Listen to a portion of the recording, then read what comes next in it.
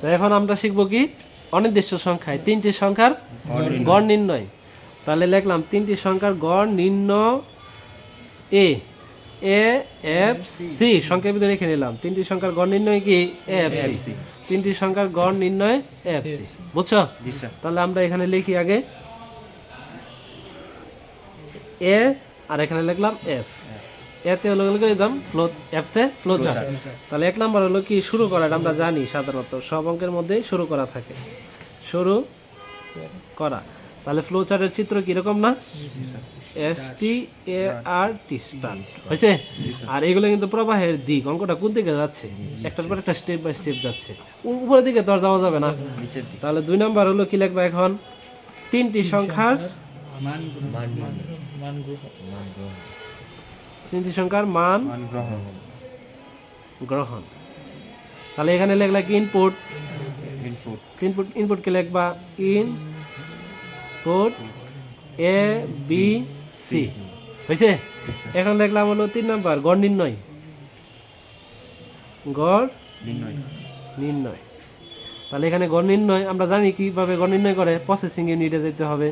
Processing unit গড় নির্ণয় করে কি average, A B E R A G E, average সমান কি এ প্লাস বি প্লাস সি বাকি 3 হইত না, আর 3টা সংখ্যা বলছে তাহলে 3 হইব। এখন হলো 4 নাম্বার কি ফলাফল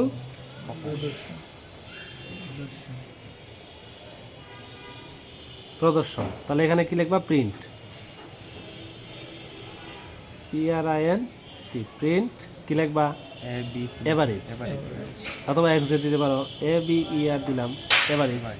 তারপরে প্রোগ্রামটা কি গুলো 5 নাম্বার শেষ করা। সহজ কিন্তু একরকম অঙ্ক। তাহলে এখানে নিলাম কি স্টপ, এসটি স্টপ। তাহলে অ্যালগরিদম ফ্লো চার্ট পারলাম, হয়েছে। এখন আমরা এটার কি করব, সি করব। তাহলে এখানে লিখলাম কি সি, সি। তাহলে আমরা মনে আছে hash include include STD input output dot H. এটি সাধারণত বলা হয় সি প্রোগ্রামের লাইব্রেরি ফাংশন। তাহলে মেইন হয়েছে। তাহলে এখানে কি লিখবা, এন্টার এ বি সি কি করবা average, A B E R A G E average, ঠিক আছে। এখন কি লিখবা, এখানে তো অনির্দিষ্ট সংখ্যা, তাহলে এখানে কি বা প্রিন্টএফ, PRINTF। যখনই বুঝবা কোনো জায়গায় অনির্দিষ্ট দেওয়া তখনই কি প্রিন্ট পাবে। তো প্রিন্টএফ কি দিবা, এন্টার দা 3 নাম্বার THREE 3NUM নাম BER নাম্বার। এই কুলনগুলো, ডাবল কোটেশনগুলো, সেমিকোলনগুলো, এগুলো কমা, এগুলো খুব সুন্দর করে কিন্তু লিখতে হবে। কারো যদি ভুল হয় তাহলে কিন্তু ফুল অক্ষর কাটা যাবে। SCANF scanf. তাহলে পার্সেন্টই কটা হইব, 3টা হইব। আমরা উল্টাপাল্টা সংখ্যা চিন্তা করতাম কি লিখা, সহজ সংখ্যা চিন্তা করি। 7 8 9 এর গড় কত, ধরে নিলাম 3টা সংখ্যা 7 8 9 8। তাহলে এ বি সি হয়েছে। তাহলে এটা হলো কয় নাম্বার, এটা হলো 1, এটা হলো কি 2। আর এখানে লিখবো কি তাহলে average, A B E R A G average সমান A plus B plus C bracket কত 3 হয়েছে। বুঝছো? তাহলে এরপরে কি প্রিন্টএফ, PRIN